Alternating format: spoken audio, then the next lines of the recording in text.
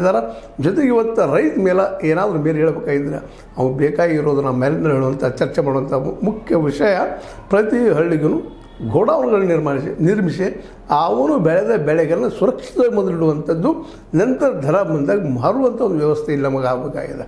ಆ ದಿಶೆಯಲ್ಲಿ ನಮ್ಮ ಇಂಚಿಗೆ ಸಂಪ್ರದಾಯದ ನಮ್ಮ ಶಶಿಕಾಂತ್ ಗುರೂಜಿ ಅವರಾಗಿರ್ಬೋದು, ಶಿವನಪ್ಪನವರಾಗಿರ್ಬೋದು, ಇನ್ನುಳಿದವರಾಗಿರ್ಬೋದು ಅದನ್ನು ಪ್ರತಿ ರೈತರಿಗೆ ತಿಳಿಸಿ ಹೇಳಿ ಪ್ರತಿ ಗ್ರಾಮ ಪಂಚಾಯತಿಗೊಂದು ಅಥವಾ PKPSಗಳಿಗೆ ಒಂದು ಈ ಗೋಡೌನ್ಗಳ ಮಾಡಿ ಆಹಾರ ಸಂಗ್ರಹ ಒಂದು ಕಡೆಗೆ, ಇನ್ನು ರಾಸಾಯನಿಕ ಗೊಬ್ಬರ ಬೇಕೋ ಬೇಡವೋ ಆ ಚರ್ಚೆ ಬೇರೆ ವಿಷಯ.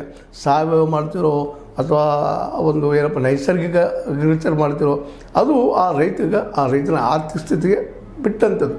ಆದರೆ ರಾಸಾಯನಿಕ ಗೊಬ್ಬರಗಳನ್ನು ಬಳಸಿ ಈ ಬೆಳೆಗಳನ್ನು ಬೆಳೆಯುವಂಥದ್ದು ಮಾತ್ರ ಭೂಮಿಗೂ ಅಪಾಯಕಾರಿ, ಜನಕ್ಕೂ ಅಪಾಯಕಾರಿ ಅನ್ನೋದು ಈಗ ಸಿದ್ಧಾಂತ ವಿಷಯ ಆಗಿದೆ. ಎಲ್ಲ ನೆಲೆಗಟ್ಟಿನಲ್ಲ ಈ ನಮ್ಮ ಹೆಂಚಗೇರಿ ಸಂಪ್ರದಾಯದವರು ಈ ಮೂಮೆಂಟನ್ನು ಈಗಾಗಲೇ ಜನರಿಗೆ ಮುಟ್ತಾ ಇದ್ದಾರೆ, ಲಕ್ಷಾಂತರ ಜನಕ್ಕೆ ಮುಟ್ತಾ ಇದ್ದಾರೆ. ಮುಂದಿನ ದಿನಗಳಲ್ಲಿ ಚಿಕ್ಕೋಡಿಯಲ್ಲಿ ಮತ್ತು ಬೇರೆ ಬೇರೆ ಕಡೆಯಲ್ಲಿ ಮುಂದಿನ ಅಧಿವೇಶನದಲ್ಲಿ ಬೆಳಗಾವಿಯಲ್ಲಿ ದೊಡ್ಡ ಪ್ರಮಾಣದಲ್ಲಿ ಜನರಿಗೆ ಮುಟ್ಟಿಸೋ ಕೆಲಸ ಮಾಡ್ತಾ ಇದ್ದಾರೆ. ಅವ್ರ ಜೊತೆಗೆ ನಮ್ಮದು ಈ ವಿಷಯಗಳನ್ನು ಜನರಿಗೆ ಮುಟ್ಟಿಸುವಂಥ ಕೆಲಸ ನಾವು ಒಂದಿಷ್ಟು ಮಾಡಬೇಕಾಗಿದೆ. ಯಾಕೆಂದರೆ ಪತ್ರಿಕಾ ಧರ್ಮದ ಕೇವಲ ಯಾರಲ್ಲದೋ ಅಡ್ವರ್ಟೈಸ್ ಹಾಕ್ಕೊಂಡು ದುಡ್ಡು ಮಾಡ್ಕೊಂಡು ಹೋಗೋದಷ್ಟೇ ಅಲ್ಲ, ಜೊತೆಗೆ ಸಮಾಜಕ್ಕೆ ಒಳ್ಳೆಯ ಆಗುವಂಥ ವಿಷಯಗಳು ಏನಾದರೂ ಇದ್ದರೆ ನಡೀತಾ ಇದ್ದರೆ ಜನಕ್ಕೆ ತಿಳಿಸುವಂಥದ್ದು, ಜಾಗೃತಿ ಮೂಡಿಸುವಂಥದ್ದು ನಮ್ಮದು ಒಂದು ಆದ್ಯ ಕರ್ತವ್ಯ.